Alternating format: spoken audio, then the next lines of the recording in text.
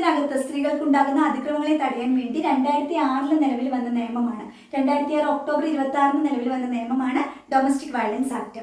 ഈ നിയമം നിലവിൽ വരുമ്പോൾ ഇന്ത്യയുടെ president doctor APJ Abdul Kalam ആയിരുന്നു. നമ്മുടെ പ്രധാനമന്ത്രി ഡോക്ടർ മൻമോഹൻ സിംഗ് ആയിരുന്നു. ഈ നിയമത്തിന്റെ സെക്ഷൻ 3 ഗാർഹിക അതിക്രമത്തെ പറ്റി പറഞ്ഞിട്ടുള്ളത്.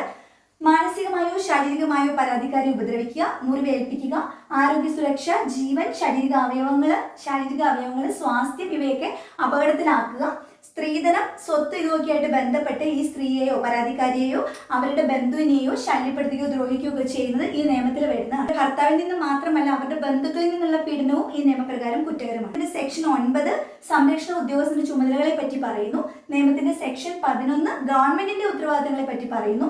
സെക്ഷൻ 18 സംരക്ഷണ ഉത്തരവുകളെ പറ്റി പറയുന്നു. Section 19 residence order, section 20, 21 monetary ഓർഡറും അതുപോലെ തന്നെ കസ്റ്റഡി ഓർഡറുമാണ്. സെക്ഷൻ 22 കോമ്പൻസേഷനെ പറ്റിയിട്ടാണ് പറയുന്നത്.